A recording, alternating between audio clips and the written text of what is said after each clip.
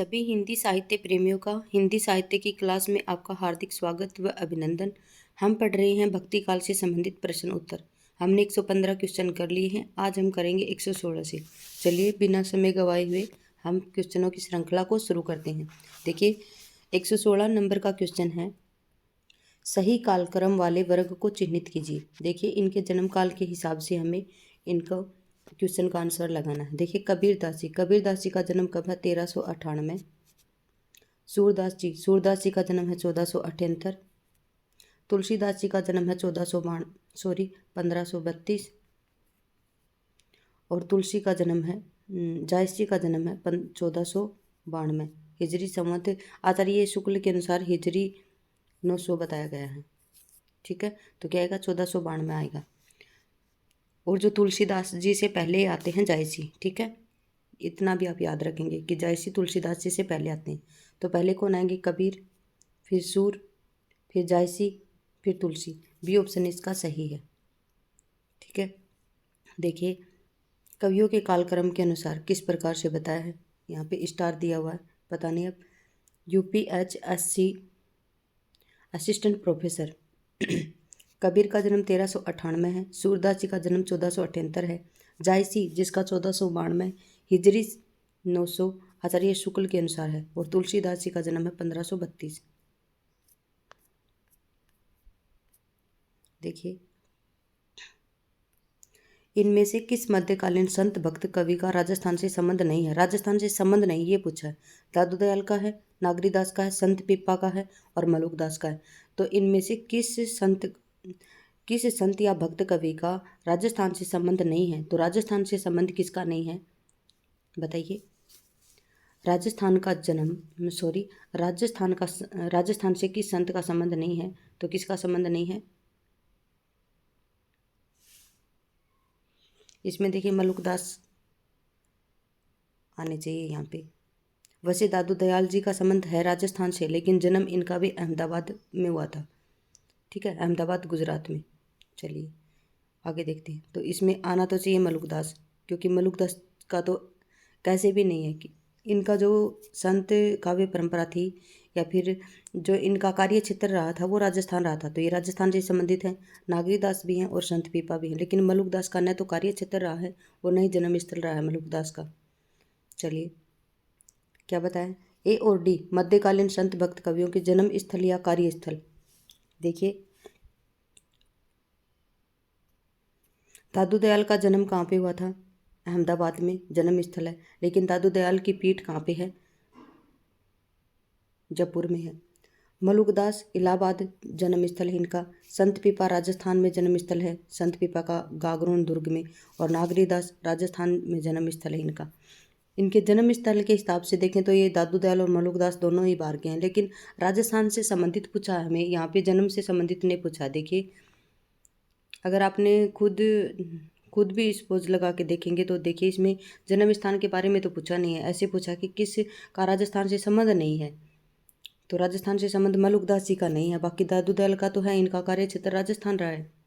ठीक है, देखिए आगे क्या पूछा, इनमें से किस कवि का संबंध संत काव्य से नहीं है? अगरदास का, रैदास का, कबीरदास का और धन्ना का। इनमें से किस कवि का संबंध संत काव्य से नहीं है?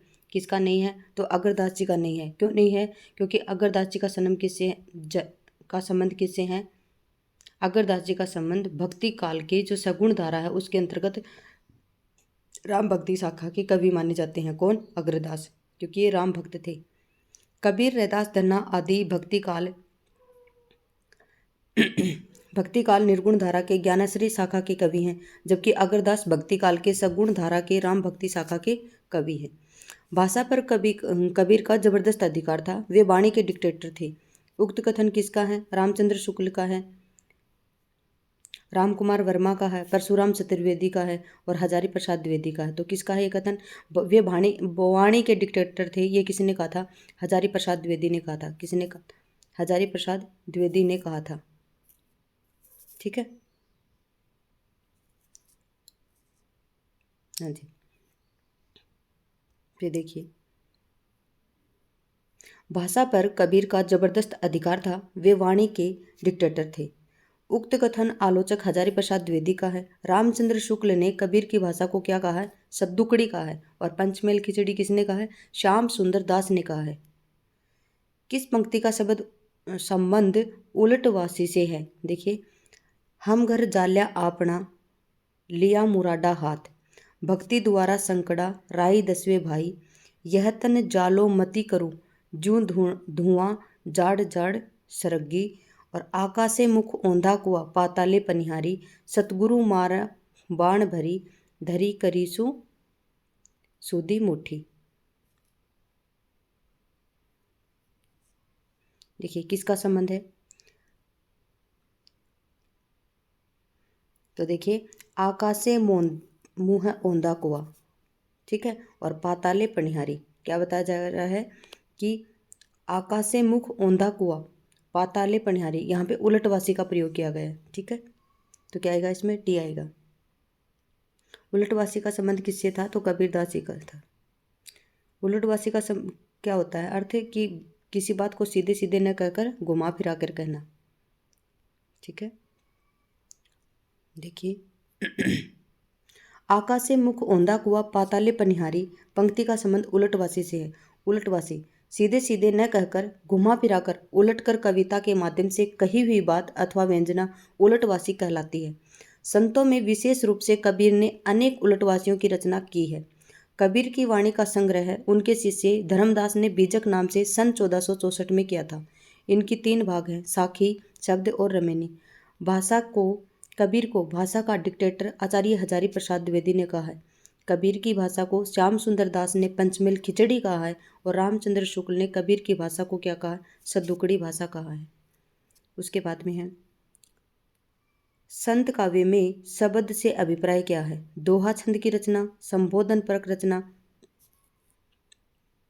उपदेश प्रधान रचना, खंडन प्रधान रचना और गेय पदों वाली रचना। क्या बताया है कि संत काव्य में शब्द से अभिप्राय क्या है? शब्द से क्या अभिप्राय है? तो शब्द से अभिप्राय है गेय पदों वाली रचना। क्या आएगा यहाँ पे? गेय पदों वाली रचना आएगा। देखिए, संत काव्य में शब्द का अभिप्राय गेय पदों वाली रचना से है। शब्द का अर्थ शब्द होता है। धर्मदास ने कबीर की वाणी का संग्रह बीजक 1464 नाम से किया है। बीजक के 3 भाग हैं, रमेनी, शब्द और साखी। रमेनी का अर्थ रामायण होता है, रामायण है। यह दोहा चौपाई दोहा छंद में ब्रजभाषा और पूर्वी बोली में है। शब्द गेय पदों में ब्रजभाषा और पूर्वी बोली में है। साखी, जिसे साक्षी भी कहा जाता है, दोहा छंद में राजस्थानी पंजाबी मिली खड़ी बोली है। कबीर की भाषा को आचार्य हजारी प्रसाद द्विवेदी ने वाणी का डिक्टेटर कहा है। रामचंद्र शुक्ल ने सद्दुकड़ी कहा है, और श्याम सुंदर दास ने इनकी भाषा को क्या कहा है? पंचमेल खिचड़ी कहा है। देखिए, कबीर के काव्य की प्रमुख प्रवृत्ति नहीं है। क्या नहीं है? देखिए, कबीर के काव्य की प्रमुख प्रवृत्ति नहीं है, ये पूछा है। संबोधन परकता है, खंडनात्मकता है, बहुश्रुतता है, तिर व विरहानुभूति है, और क्या है? शास्त्रानुमोदन है। तो इसमें क्या नहीं है? तो देखिए, शास्त्रानुमोदन नहीं है इनमें। ये पहले भी क्वेश्चन आ चुका है कि उन्होंने शास्त्र का अध्ययन करके अपना काव्य किया था, तो बिल्कुल गलत है, क्योंकि वो पढ़े लिखे नहीं थे, अनपढ़ थे, इसलिए उन्होंने शास्त्रानुमोदन इनमें नहीं आएगा। देखिए, बहुत ही सरल आंसर है इसका शास्त्रानुमोदन, क्योंकि शास्त्र उन्होंने नहीं पढ़े थे। कबीर के काव्य की प्रमुख प्रवृत्ति शास्त्रानुमोदन नहीं है, ठीक है। शास्त्रानुमोदन नहीं है। कबीर के काव्य में संबोधन परकता है, खंडनात्मकता है, बहुश्रुतता है, तिर व विरहानुभूति भी है, सद्गुरु के महत्व भी है, अवतारवाद का विरोध है, निर्गुण भक्ति आदि के प्रवृत्तियां लक्षित होती हैं। निम्नलिखित में से कौन सा कथन असत्य है? ये पूछा। निर्गुण भक्ति में विश्वात्मा प्रभु के विश्वव्यापी अस्तित्व में आस्था प्रकट की जाती है। निर्गुण भक्त वर्ण व्यवस्था के पक्षधर नहीं थे। निर्गुण भक्ति में लीला का महात्म्य है। निर्गुण भक्त सत्य के शोधक हैं। 123 में क्या आएगा कि निम्नलिखित में से कौन सा कथन असत्य है? तो देखिए, निर्गुण भक्ति में लीला का महात्म्य है, ये बिल्कुल गलत है, क्योंकि लीला का महात्म्य राम भक्ति शाखा में और कृष्ण भक्ति शाखा में है। जैसे राम लीला हो गई, और जो राम भक्ति शाखा के अंतर्गत राम के बारे में आएगी तो वहाँ पे रामलीला आएगी, और कृष्ण के संबंध में आएगी तो वहाँ पे रास लीला आएगी। तो लीला का संबंध कहाँ से है? सगुण भक्ति धारा से है, निर्गुण भक्ति धारा से नहीं है। ठीक है, क्वेश्चन को ध्यान से समझते हुए पढ़ेंगे। निर्गुण भक्ति में लीला का महात्म्य है, ये कथन असत्य है।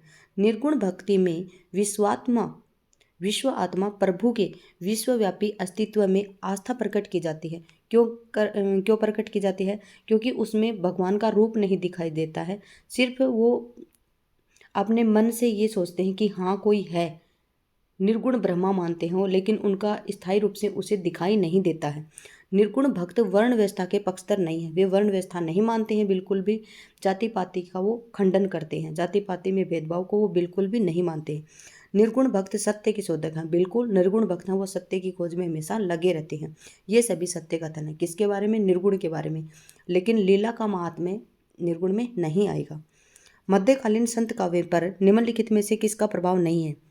नाथ साहित्य का, उपनिषद का, अद्वैत दर्शन का और जैन साहित्य का। क्या पूछा है कि मध्यकालीन संत काव्य परंपरा पर निम्नलिखित में से किसका प्रभाव नहीं है? तो किसका नहीं था? जैन साहित्य का नहीं था, जबकि नाथ साहित्य का भी था, उपनिषद का भी था, अद्वैत दर्शन का भी था। देखिए, मध्यकालीन संत काव्य में जैन साहित्य का प्रभाव नहीं था। नाथ साहित्य, उपनिषद, अद्वैत दर्शन, इन सभी का प्रभाव मध्यकालीन संत काव्य परंपरा पर था। कबीर के संदर्भ में निम्नलिखित में से कौन सा कथन असत्य पूछा है? कबीर के काव्य में दाम्पत्य के द्योतक प्रतीकों का सुंदर प्रयोग हुआ है। काव्य रचना कबीर का प्रथम लक्ष्य था। कबीर के काव्य में रहस्यवाद मिलता है। कबीर ने समाज में व्याप्त पाखंड पर पुरजोर विरोध किया। पुरजोर क्या किया है? विरोध किया है। देखिए, इसमें ध्यान से पढ़ेंगे, आपको क्वेश्चन पढ़ते पढ़ते समझ में आ गया होगा कि देखिए, कबीर के काव्य में दाम्पत्य के द्योतक प्रतीकों का सुंदर प्रयोग है। बिल्कुल, आत्मा का परमात्मा से, तो उन दाम्पत्य था उसमें। काव्य रचना कबीर का प्रथम लक्ष्य था, यही गलत आएगा इसमें। क्यों आएगा? क्योंकि काव्य रचना ही कबीर का प्रथम लक्ष्य नहीं था। उन्हें तो सिर्फ काव्य रचना उनका प्रथम लक्ष्य बिल्कुल भी नहीं था, क्योंकि वो निर्गुण ब्रह्मा में विश्वास करते थे। तो वो जाति पाति का खंडन, सभी को एक मानना, इस प्रकार की भावना उनके काव्यों में मिलती है, लेकिन काव्य उन्होंने लिखा ही नहीं था। उनके तो जो बातें हैं, दोहे हैं, उनका संग्रह उनके शिष्य धर्मदास ने किया था बीजक के रूप में, तो काव्य रचना उन्होंने की ही नहीं थी। कबीरदास जी कहते हैं कि मसी कागज छुए नहीं, कलम गई नहीं हाथ। तो वहाँ से देखिए, इन दोहों से आपको पता चल रहा कि काव्य कहाँ लिखा उन्होंने, काव्य की रचना कहाँ की उन्होंने की नहीं। तो यही इनके बारे में गलत कथन है। ठीक है, चलिए। कबीर के संदर्भ में काव्य रचना कबीर का प्रथम लक्ष्य था, यह कथ्य सथन असत्य है। ठीक है, कबीर के काव्य में दाम्पत्य के द्योतक प्रतीकों का सुंदर प्रयोग हुआ है। कबीर के काव्य में रहस्यवाद में मिलता है, और रहस्यवाद कहाँ से लिया था उन्होंने? सूफी संतों से लिया था। साधनात्मक रहस्यवाद कहाँ से लिया था? तो वो लिया था नाथों से। ठीक है, कबीर ने समाज में व्याप्त पाखंड पर का पुरजोर विरोध किया है। ये सभी कथन कबीर के संदर्भ में बिल्कुल सत्य है। ठीक है, फिर क्या है? संत काव्य के संदर्भ में कौन सा कथन गलत है? कौन सा कथन गलत है? देखिए, संत काव्य आत्मानुभूति पर अधिक बल देता है। क्या करता है कि जो संत काव्य है वो आत्मानुभूति पर अधिक बल देता है। क्या पूछा आपसे? गलत कथन पूछा है। संत काव्य में धार्मिक रूढ़ियों और परंपराओं के अंधानुकरण विरोध हुआ है। संत काव्य में शास्त्रीय ज्ञान को परम आवश्यक माना गया है। संत काव्य की भाषा जन सामान्य की भाषा थी। तो देखिए, इसमें क्या आएगा? इसमें वहीं आ गया शास्त्रीय ज्ञान, और यही आएगा गलत। ठीक है, यही आंसर आएगा इसका कि संत काव्य में शास्त्रीय ज्ञान को परम आवश्यक महत्व दिया। बिल्कुल गलत है ये।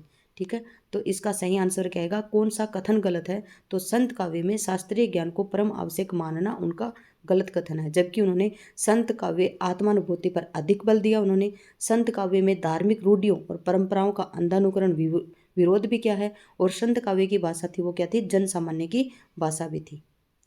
ठीक है, क्या बताया है? संत काव्य के संदर्भ में संत काव्य में शास्त्रीय ज्ञान को परम आवश्यक माना गया है, यह कथन गलत है। संत काव्य आत्मानुभूति पर अधिक बल देता है। संत काव्य में धार्मिक रूढ़ियों और परंपराओं का अंधानुकरण विरोध हुआ है। संत काव्य की भाषा जन सामान्य की भाषा है। यह कथन संत काव्य के संदर्भ में सही है। देखिए, संत काव्य के बारे में और कबीरदास जी के बारे में इन क्वेश्चनों के माध्यम से ही आपको डिटेल्स भी पता चल गई होगी, उनकी व्याख्या भी पता चल गई होगी कि किस प्रकार से क्वेश्चन आते हैं और किस प्रकार से हमें आंसर लगाने हैं। फिर है, देखिए क्या दिया है, पार ब्रह्मा के तेज का कैसा है उन्मान, कहिबे कु शोभा नहीं देखा ही प्रमाण। देखिए, पार ब्रह्मा के तेज का कैसा है उन्मान, कहिबे कु शोभा नहीं देखा ही प्रमाण। सरयू में संकलित हैं ये। देखिए, ये कहाँ पे संकलित हैं? सरयू में। उक्त काव्य पंक्तियाँ किस कवि की हैं? तुलसीदास की हैं, रहीम की हैं, कबीर की हैं और सेनापति की। किसकी है? 127 में बताइए किसकी हैं? तो ये कबीरदास जी की हैं। सरयू में संकलित उक्त काव्य पंक्तियाँ किसकी हैं? कबीरदास जी की हैं। ठीक है, देखिए, पार ब्रह्मा के तेज का कैसा है उन्मान, कहिबे कु शोभा नहीं देखा ही प्रमाण। सरयू में संकलित उपयुक्त काव्य पंक्तियां कबीर की हैं। कबीर की रचनाएं साखी, सबद, रमैनी, और ये किसमें है? सरयू में संकलित है। दादू दयाल का जन्म कहाँ पे हुआ था? अहमदाबाद में हुआ था, बीकानेर में हुआ था, मारवाड़ में हुआ था, जयपुर में हुआ था। कहाँ पे हुआ था? तो मैंने थोड़ी देर पहले भी आपको बताया था कि दादू दयाल का जन्म कहाँ पे हुआ था? अहमदाबाद, गुजरात में हुआ था। ठीक है, लेकिन इनका कार्य क्षेत्र क्या रहा था? राजस्थान रहा था। देखिए, दादू दयाल का जन्म 1544 ईस्वी को अहमदाबाद में हुआ था। दादू दयाल के संप्रदाय को ब्रह्म संप्रदाय या परब्रह्मा संप्रदाय भी कहा जाता है। दादू दयाल की वाणियों का सर्वप्रथम संपादन उनके शिष्य संत दास और जगन्नाथ दास ने हरडे वाणी नाम से किया था, लेकिन पुनः रज्जब ने अंगवधु शीर्षक से इनका संपादन किया था। देखिए, संत दास और जगन्नाथ दास हैं इनके शिष्य। किसके शिष्य? दादू दयाल जी के शिष्य। उन्होंने हरडे वाणी नाम से किया था, और जो इनके शिष्य रज्जब दास हैं उन्होंने अंगवधु शीर्षक से किया था। साधना के 3 अवयव बताए गए हैं, कर्म, ज्ञान और क्या बताया गया है? और क्या बताया है? देखिए, साधना के 3 अवयव बताए, कर्म, ज्ञान और क्या बताया गया है? तीसरा तंत्र बताया गया है, मन, वाणी या भक्ति। तो किसको बताया जाएगा? भक्ति को बताया जाएगा। ठीक है, साधना के 3 मंत्र हैं, कौन कौन से हैं? साधना के 3 मंत्र हैं, कौन कौन से हैं? कर्म, ज्ञान और भक्ति। साधना के कौन कौन से मंत्र हैं? कर्म, ज्ञान और भक्ति। ठीक है, निम्नलिखित में से कौन सा कबीर की वाणी की विशेषता नहीं है? देखिए, कबीर की वाणी की विशेषता नहीं है, पूछा आपसे। संसार की अनित्यता, मूर्ति पूजा, तीर्थाटन आदि का महत्व, हृदय की शुद्धि, हिंदू मुसलमानों को फटकार। देखिए, यहाँ पे आप समझ, अगर मैंने आपको पढ़ाया है, क्वेश्चनों में आप समझ गए होंगे तो आप बता देंगे। देखिए, बी ऑप्शन आएगा इसका। कैसे आएगा? मूर्ति पूजा, तीर्थाटन आदि का महत्व वो बिल्कुल भी नहीं देते थे। ठीक है, मूर्ति पूजा में विश्वास नहीं करते थे, तीर्थ आदि में विश्वास नहीं करते थे, वो तो सिर्फ निर्गुण ब्रह्मा में ही विश्वास करते थे। ठीक है, संसार की अनित्यता थी, हृदय की शुद्धि भी करते थे, और हिंदू मुसलमानों को वो फटकार भी लगाते थे। चलिए, मूर्ति पूजा और तीर्थाटन में आदि का महत्व कबीर की वाणी में की विशेषता नहीं है, बल्कि कबीर ने इन सब धार्मिक आडंबरों का घोर निंदा की है, विरोध किया। द्रष्टव्य है, आत्म मारी पर पखान ही पूजे ही उनमें ठहे जो ज्ञाना। कबीर ने अपने निर्गुण पंथ में वह कौन सा तत्व शामिल किया जिसका नाथ पंथ में अभाव था? देखिए, नाथ पंथ में अभाव था और कबीर ने अपने निर्गुण पंथ में उसको शामिल किया। वो कौन सा तत्व था? भारतीय वेदांत और सूफियों का प्रेम तत्व, रागात्मक तत्व से रहित साधना, हृदय पक्ष शून्य साधना, शून्य सामान्य अंत साधना का मार्ग और तांत्रिक विधान। कौन सा था? कि कबीर ने अपने निर्गुण पंथ में वह कौन सा तत्व शामिल किया जिसका नाथ पंथ में अभाव था? तो नाथ पंथ में किसका अभाव था?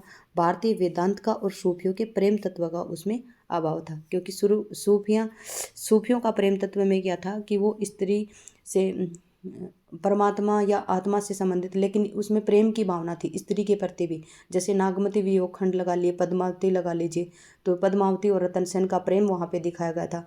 लेकिन नाथ पंथ में क्या था कि स्त्री को बिल्कुल पुरजोर विरोध किया गया था, कि नाथ पंथ में स्त्रियों को हीन दृष्टि से देखा जाता था। ठीक है, तो वहाँ पे लेकिन कबीरदास जी ने स्त्री को दोबारा किस में ले लिया? आत्मा परमात्मा के मिलन से ले लिया, विरह रूपिणी आत्मा के रूप में ले लिया। तो इस प्रकार से उन्होंने ये लिया था, किसको? भारतीय वेदांत और सूफियों के प्रेम तत्व को लिया था उन्होंने। कबीर ने अपने निर्गुण पंथ में भारतीय वेदांत और सूफियों का प्रेम तत्व शामिल किया है जिसका नाथ पंथ में अभाव था। निम्नलिखित में से कौन सा कथन कबीर के संबंध में उचित नहीं है? राम रहीम की एकता का उपदेश दिया, उन्होंने कर्म कांड को प्रधानता देते हुए खरी खरी सुनाई, उन्होंने सूफियों से प्रेम तत्व लिया, उन्होंने राम वैष्णव के राम, उनके राम वैष्णवों के राम ही थे। देखिए 132 में क्या बताया कि निम्नलिखित में से कौन सा कथन कबीर के संबंध में उचित नहीं है? उनके राम वैष्णवों के राम थे, ये बिल्कुल गलत है, क्योंकि उनके राम वैष्णवों के राम थे ये किस में बताया गया? राम भक्ति शाखा में बताया गया। बल्कि इनके राम हैं वो दशरथ पुत्र राम नहीं है, वो तो निर्गुण ब्रह्मा राम है, निर्गुण निराकार ब्रह्मा राम है। देखिए उनके राम वैष्णवों के राम ही थे, यह कथन कबीर के संबंध में उचित नहीं है। कबीर ने अन्यत्र स्पष्ट कहा है कि दशरथ सुत तिहु लोक बखाना, राम नाम का मरम है आना, जबकि अन्य सभी विकल्प कबीर के संबंध में उचित हैं। क्या बताया है? निम्नलिखित में से कौन सी नानक की रचना नहीं है? कौन सी नहीं है? ग्रंथ साहिब है, आसदीवार है, रही रास है और सिद्धांत पंचमात्रा। कौन सी नहीं है? क्या बताया है कि निम्नलिखित में से कौन सी नानक की रचना नहीं है? कौन सी नहीं है? तो सिद्धांत पंचमात्रा नहीं है। तो सिद्धांत पंचमात्रा किसकी है?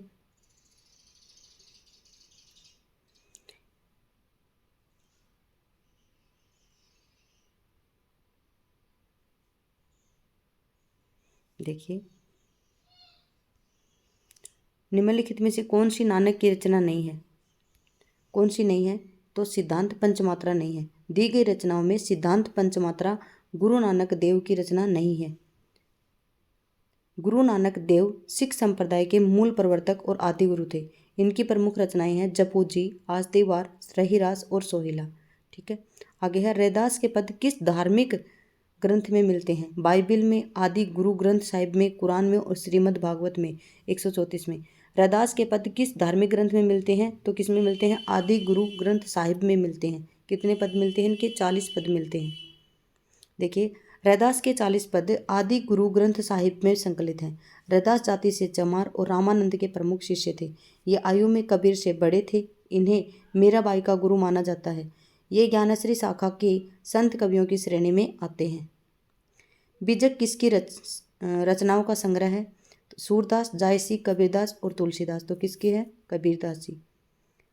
किसने किया था? तो इनके शिष्य धर्मदास ने किया था। कब? 1464 में। बीजक कबीरदास जी की रचनाओं का संग्रह है। इसमें साखी शब्द रमेनी का संकलन किया गया है। बीजक का संपादन कबीरदास जी के शिष्य धर्मदास ने 1464 में किया था। कबीरदास जी संत काव्य धारा के प्रतिनिधि कवि माने जाते हैं। देखिए ईश्वर के अस्तित्व को स्वीकार न करने वाला दर्शन कौन सा है? ईश्वर के अस्तित्व को स्वीकार न करने वाला दर्शन कौन सा है? द्वैताद्वैतवाद है, चावार्क दर्शन है, विशिष्टवाद है और बौद्ध दर्शन है। तो कौन आएगा इसमें? चावार्क दर्शन आएगा। ठीक है, कौन आएगा? चावार्क दर्शन आएगा। आगे देखते हैं। हाँ जी, ईश्वर के अस्तित्व को स्वीकार न करने वाला दर्शन चावार्क दर्शन है। द्वैताद्वैतवाद दर्शन के प्रणेता निम्बकाचार्य हैं। इसे भेदा भेदवाद भी कहा जाता है। दादू पंथ की प्रधान पीठ दादू द्वारा कहाँ पर स्थित है? अहमदाबाद में है, नरेना में है, आमेर में है, गंगानेर में है। तो कहाँ पे है ये नरेना में है। कहाँ पे है? नरेना में है। और नरेना कहाँ पे है? जयपुर में है। ठीक है, चलिए दादू पंथ की प्रधान पीठ कहाँ पे है? तो पंथ की प्रधान पीठ दादू द्वारा नराना में राजस्थान में स्थित है। दादू दयाल के संप्रदाय को ब्रह्म संप्रदाय, परब्रह्मा संप्रदाय के नाम से भी जाना जाता है। इनकी वाणियों का संग्रह शिष्य संत दास और जगन्नाथ दास ने हरडे वाणी नाम से किया, जबकि रज्जब ने अंगवधु नाम से किया है। कबीर के परलोकवास होने पर उनकी गद्दी पर कौन बैठे थे? तो धर्मदास बैठे थे। उनके शिष्य कौन बैठे थे? धर्मदास। कबीर के परलोकवास होने के बाद में उनकी गद्दी पर कौन बैठे थे? तो धर्मदास बैठे थे और धर्मदास उनके प्रमुख शिष्य थे। धर्मदास ने इनके बीजक नाम से इनकी वाणियों का संकलन किया है। किस नाम से किया है? साखी, शब्द और रमेनी। साखी का अर्थ क्या होता है? साक्षी होता है। और जिसमें क्या है? छंद क्या है? दोहा है। और भाषा क्या है? राजस्थानी पंजाबी मिली खड़ी बोली है। क्या है? राजस्थानी पंजाबी मिली खड़ी बोली किस में है? साखी में है। फिर आते हैं इनके शब्द। शब्द का अर्थ क्या होता है? शब्द होता है। और ये गे पद होते हैं। छंद क्या है इनका? गे पद है। ब्रज भाषा और पूर्वी बोली है इसकी। फिर क्या है रमेनी, रमेनी में क्या है, रमेनी का अर्थ क्या होता है रामायण, रामायण में क्या है चौपाई और दोहा है, और इसकी भाषा क्या है ब्रज भाषा और पूर्वी बोली है। देखिए शब्द और रमेनी है, इनकी भाषा क्या है ब्रज भाषा और पूर्वी बोली है। जबकि जो इनकी साखी है जिसका अर्थ साक्षी है, और वो क्या है दोहा, और दोहों में इनकी बोली क्या है राजस्थानी और पंजाबी मिली खड़ी बोली है। राजस्थानी और पंजाबी की जो मिली खड़ी बोली है वो किस में है, इसमें साखी में है। आगे है संत रज्जब द्वारा दादू दयाल की समग्र रचनाओं का संकलन किस नाम से किया है, तो अंगवधु के नाम से किया है। और हरडेवाणी के नाम से किसने किया, संत जगन्नाथ दास ने, और संत किस किस ने किया है, संत जगन्नाथ दास ने किया है।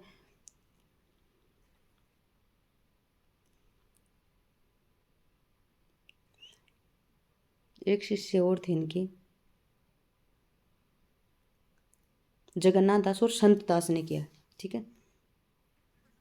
हाँ जी, संत रज्जब द्वारा दादू दयाल की समग्र रचनाओं का संकलन अंगवधु के नाम से किया है। सबंगी पुस्तक रज्जब का तथा ज्ञान समुद्र सुंदरदास तथा ज्ञान बोध मलुकदास की रचना। देखिए सबंगी पुस्तक वो किसकी है, रज्जब की है। ज्ञान समुद्र किसका, सुंदरदास का। और ज्ञान बोध रचना किसकी है, तो मलुकदास की है। निम्नलिखित में से किस संत का साधना क्षेत्र कभी भी राजस्थान नहीं रहा। देखिए जम्बनाथ का, सुंदरदास का, मलुकदास का और पीपा का। तो किसका नहीं रहा था, निम्नलिखित में से किन संत का साधना क्षेत्र कभी भी राजस्थान नहीं रहा, तो किसका नहीं रहा था, मलुकदास जी का। पीछे भी क्वेश्चन आया था, उसमें सिर्फ किसको दिया था, दादू दयाल जी को दिया था, और आंसर उसमें ए और डी दोनों लगा रखे थे। लेकिन अपना अपना नजरिया है, मेरे हिसाब से तो वहाँ पे भी मलुकदास ही आते हैं, क्योंकि दादू दयाल जी का कार्य क्षेत्र तो राजस्थान रहा ही है, और वहाँ पे पूछा था कि राजस्थान से संबंध किसका नहीं, ठीक है।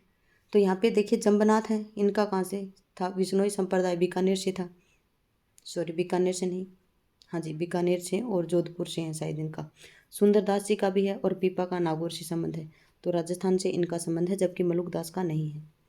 देखिए दिए गए विकल्पों में मलुकदास का साधना क्षेत्र कभी भी राजस्थान नहीं रहा है, जबकि जम्बनाथ का, सुंदरदास का, पीपा का साधना क्षेत्र क्या रहा है, राजस्थान रहा है। आगे देखते हैं, दार्शनिक विचार दृष्टि से भेदवादी विचारधारा से संबंधित संत का नाम बताइए। दार्शनिक विचारधारा की दृष्टि से भेदवादी विचारधारा से संबंधित संत का नाम क्या था, गुरु नानक है, मलुकदास है, कबीर है और दादू दयाल है। तो क्या आएगा इसमें, गुरु नानक आएंगे। इसमें भेदवाद में कौन आएंगे, गुरु नानक आएंगे दार्शनिक विचारधारा की दृष्टि से, ठीक है। देखिए दार्शनिक विचारधारा की दृष्टि से भेदवाद विचारधारा से संबंधित संत का नाम क्या है, गुरु नानक है। गुरु नानक देव सिख संप्रदाय के मूल प्रवर्तक और आदि गुरु थे। इनकी पत्नी का नाम क्या था, सुलक्षणा था, और इनके दो पुत्र थे, कौन, श्रीचंद और लक्ष्मीचंद है। श्रीचंद ने उदासी संप्रदाय की स्थापना की थी। इनकी माता का नाम क्या था, तृप्ता था। गुरु नानक की माता का नाम तृप्ता था, और पिता का नाम कालू चंद खत्री था। इनका जन्म कहाँ पे हुआ था, तलवंडी में हुआ था।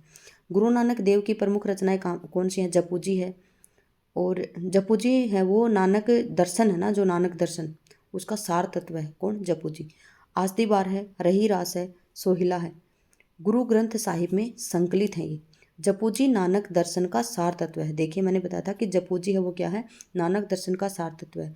नसीहतनामा है, उसमें नानक देव की महत्वपूर्ण रचनाएं हैं, क्या है, जो नसीहतनामा उसमें क्या है, नानक देव की महत्वपूर्ण रचनाएं। निम्नलिखित में से कौन सा संत रामानंद का शिष्य नहीं है। देखिए पूछा कि रामानंद का शिष्य कौन नहीं है, कबीर नहीं है, धर्मदास नहीं है, सेन नहीं है, पीपा नहीं। देखिए कबीर, सेन और पीपा ये तीनों रामानंद के शिष्य हैं, जबकि धर्मदास हैं वो धर्मदास किसके शिष्य हैं, कबीरदास जी के शिष्य हैं। तो धर्मदास जी आएगा, इसका आंसर क्या आएगा, धर्मदास जी इनका आंसर आएगा, ठीक है। आगे देखते हैं, दिए गए संतों में धर्मदास रामानंद के शिष्य नहीं थे, बल्कि कबीरदास जी के शिष्य थे। इन्होंने कबीर की वाणियों का संग्रह बीजक नाम से किया, और कब किया, सन 1464 में किया। आकाश धर्मा गुरु रामानंद को, जो आकाश धर्मा गुरु हैं वो कौन है, रामानंद है, के 12 शिष्य हुए हैं, जिनमें कौन है, अनंतानंद, भावानंद, पीपा, सेन, धन्ना, रैदास, कबीर, सुखानंद, सुरसुरानंद, नरहरियानंद, पद्मावती और सुरश्री। जो 12 शिष्य हैं रामानंद जी के, उन्हें आपको अंगुलियों पे याद होने चाहिए। कबीरदास के काव्य में विद्यमान भावात्मक रहस्यवाद की झलक का कारण है, क्या है? देखिए, कबीरदास के काव्य में विद्यमान भावात्मक रहस्यवाद की झलक का कारण क्या है? वेदांत का प्रभाव है, सूफी सत्संग का प्रभाव है, अन्यक्ति का प्रभाव और ज्ञान मार्गी चिंतन का प्रभाव। तो किसका प्रभाव है? 143 में। तो कबीरदास जी के काव्य में विद्यमान भावात्मक रहस्यवाद की झलक का कारण क्या है? तो वो क्या है? सूफी सत्संग का प्रभाव है। किसका प्रभाव है? सूफी सत्संग का प्रभाव है। कबीर के काव्य में विद्यमान भावात्मक रहस्यवाद की झलक का कारण सूफी सत्संग का प्रभाव है। कहा जाता है कि कबीरदास पर हिंदुओं के वेदांत और सूफी के प्रेम तत्व दोनों का प्रभाव था, परंतु कबीर ने इन दोनों से अलग ज्ञान मार्ग को अपनाया। कबीर स्थान स्थान पर ज्ञान मार्ग की प्रतिष्ठा करते पाए गए हैं। संतो आई ज्ञान की आंधी रे, हस्ती चढ़िए ज्ञान को सहज दुलीचा डारी, स्थान रूप संसार है भूकन दे जख मारी। ठीक है, फिर उसके बाद में आते हैं, इनमें से संत कबीर से संबंधित कौन सा कथन सही है, सही नहीं है पूछा। संत कबीर से संबंधित कौन सा कथन सही? ये निर्गुण ब्रह्मा के उपासक थे, बिल्कुल सही है। सत्संग का नाम स्मरण पर वे बहुत अधिक बल देते थे, ठीक है। वे माया को ईश्वर भक्ति में बाधक मानते थे, बिल्कुल। विभिन्न तीर्थों के प्रति उनके मन में श्रद्धा थी। देखिए, वही बात आ गई, क्या बात आ गई? कि तीर्थों के प्रति उनके मन में श्रद्धा थी, बिल्कुल ये कथन इनका गलत है। विभिन्न तीर्थों के प्रति उनके मन में श्रद्धा थी, ये कथन संत कबीर से संबंधित नहीं है, क्योंकि वे बाह्य आडंबरों का विरोध करते थे। कबीर के संबंध में सही कथन इस प्रकार से, वे निर्गुण ब्रह्मा के उपासक थे, बिल्कुल सही है। सत्संग और नाम स्मरण पर वे बहुत बल देते थे। वे माया को ईश्वर भक्ति में बाधक मानते थे। माया को क्या मानते थे? ईश्वर भक्ति में बाधक मानते थे। फिर आगे है, जो पे चराई राम की करतो न लजातो। देखिए, जो पे चराई राम को करतो न लजातो पंक्ति में चेराई शब्द का अर्थ क्या है? सेवा, चापलूसी, मोह और प्रेम। क्या आएगा इसमें? आएगा सेवा, ठीक है, क्या आएगा? सेवा आएगा। देखिए, जो पे चेराई राम की करतो न लजातो पंक्ति में चेराई का शब्द का अर्थ क्या है? सेवा है, और बाकी विकल्प गलत है, ठीक है। आगे क्या है? हंस जो रहा शरीर में पाँख रहा जा भागी। देखिए, हंस जो रहा शरीर में पाँख रहा जा भागी, इस पंक्ति में हंस का अर्थ क्या है? बुद्धि है, हंस है, पक्षी है और जीव है। तो क्या आएगा इसमें? 146 में क्या आएगा? डी आएगा, कि हंस का मतलब क्या होता है? जीव। हंस निकल गया मतलब जीव निकल गया, इस प्रकार से। तो हंस जो रहा शरीर में पाँख रहा जा भागी, इसमें हंस का अर्थ क्या है? जीव है। फिर क्या दिया है? कस्तूरी कुंडल बसे मृग ढूंढे बनमाही, ऐसे घटी घटी राम है दुनिया देखे नाही। प्रस्तुत पंक्ति, कि कस्तूरी कुंडली बसे, कि कस्तूरी मृग को जो गंध आती है वो उनके नाभि से गंध आती है, लेकिन वो भटकता रहता है पूरे वन में। उसी प्रकार से राम है ना, राम व्यक्ति के मन घट के अंदर है, लेकिन फिर भी वो दुनिया में बाहर देखता रहता है, भटकता रहता है। ये इस पंक्ति का अर्थ है। तो इसमें क्या आएगा? भावात्मक रहस्यवाद आएगा, शुद्धाद्वैतवाद आएगा, अद्वैतवाद आएगा। तो किस क्या आएगा इसमें? 147 में क्या आएगा? तो देखिए, इसमें अद्वैतवाद आएगा। अद्वैतवाद में क्या है? कि अंदर ही झांक कर देखना, हमें बाहर नहीं ढूंढना है। तो अद्वैतवाद इसमें आएगा, और अद्वैतवाद के कौन है? शंकराचार्य हैं, ठीक है। कस्तूरी कुंडल बसे मृग ढूंढे बनमाही, ऐसे घटी घटी राम है दुनिया देखे नाही। प्रस्तुत पद में अद्वैतवाद है। अद्वैतवाद के प्रवर्तक कौन है? शंकराचार्य है, और ये निर्गुण ब्रह्मा से संबंधित है, निर्गुण धारा से संबंधित है, सॉरी। अद्वैतवाद सनातन दर्शन वेदांत में सबसे प्रभावशाली मतों में से एक है। अद्वैत मत के अनुसार जीव और ब्रह्मा की भिन्नता का कारण माया है, जिसे अविद्या भी कहते हैं। इसके अनुयायी मानते हैं कि उपनिषदों में इनके सिद्धांतों की पूरी अभिव्यक्ति है, और यह वेदांत सूत्रों के द्वारा व्यवस्थित है, ठीक है। फिर क्या है? कबीर का हठ योग किस साहित्य से संबंधित है? हठ योग किससे संबंधित है? सिद्ध और नाथ साहित्य से, जैन साहित्य से, अभ्रन साहित्य से और सूफी से। तो हठ योग कहाँ से है? सिद्ध और नाथ साहित्य से है। हठ योग सिद्ध और नाथ साहित्य से। कबीर का हठ योग और सिद्ध हठ योग कहाँ से है? सिद्ध और नाथ साहित्य से संबंधित है, प्रभावित हुआ है। कबीर 15वीं सदी में भारतीय रहस्यवाद कवि और संत थे। वे हिंदी साहित्य में भक्तिकालीन युग के ज्ञानाश्रय निर्गुण शाखा के प्रवर्तक थे। इनकी रचनाओं में हिंदी प्रदेश में भक्ति आंदोलन को गहरे स्तर तक प्रभावित किया है। उनके कुछ पद सिखों के आदि ग्रंथ में देखने को मिलते हैं। दुर्गा सप्तशती और चंडी चरित्र के नाम से हिंदी में अनुवाद किसने किया? किसने किया है? दुर्गा सप्तशती और चंडी चरित्र के नाम से किसने अनुवाद किया है? तो किसने अनुवाद किया है? गोविंद सिंह ने किया है, अंगद देव ने किया है, अमरदास ने किया और गुरु नानक देव ने किया। तो किसने किया है? तो किया है ये गोविंद सिंह ने किया है। किसने किया है? गोविंद सिंह ने। दुर्गा सप्तशती और चंडी चरित्र के नाम से हिंदी में अनुवाद गोविंद सिंह ने किया है। गुरु नानक सिख संप्रदाय के मूल प्रवर्तक और आदि गुरु माने जाते हैं। इनकी प्रमुख रचना है जपूजी, आस्तिबार, रहील रास, सोहिला। जपूजी नानक सार दर्शन का सार तत्व है। निम्नलिखित में से किसे संत कवि नहीं माना जाता? कबीरदास जी को, रैदास को, मलुकदास को और ईश्वरदास को। किसको नहीं माना जाता है? तो देखिए ईश्वरदास को नहीं माना जाता है। क्यों नहीं माना जाता है? क्योंकि ईश्वरदास ज्ञानाश्रय शाखा के सूफी काव्य धारा के कवि थे। उन्होंने क्या लिखा था? अंगद पेज लिखा था, है ना। ईश्वरदास की रचना कौन सी थी? शायद अंगद पेज नहीं थी, सॉरी मुझे याद नहीं आ रहा है। ठीक है, देखिए दिए गए कवियों में ईश्वरदास संत कवि नहीं थे। ईश्वरदास ज्ञानाश्रय शाखा के सूफी काव्य धारा के कवि हैं। संत कवि मात्र उन्हें कहा जाता है जो ज्ञानाश्रय निर्गुण भक्ति शाखा से संबंध हो। संत कवि किन्हें कहेंगे? जो ज्ञानाश्रय शाखा से हो। ठीक है, ज्ञानाश्रय शाखा के सूफी काव्य धारा के कवि कौन है? ईश्वरदास है। प्रमुख संत कवि कौन है? रैदास हैं, कबीरदास हैं, जम्बनाथ हैं, हरिदास निरंजनी हैं, गुरु नानक हैं, सिंगा, लालदास, दादू दयाल, मुलुकदास, बाबालाल और सुंदरदास हैं। ईश्वरदास ज्ञानाश्रय शाखा के सूफी काव्य धारा के नहीं है। यहाँ पे ज्ञानाश्रय शाखा नहीं आएगी सर, सॉरी, यहाँ पे प्रेमाश्रय शाखा आएगी। ठीक है, ईश्वरदास की सत्यवती कथा आएगी। ठीक है, हम यहाँ तक ही पढ़ेंगे आज। 151 से करेंगे हम अगली क्लास में। आपका दिन शुभ रहे। धन्यवाद।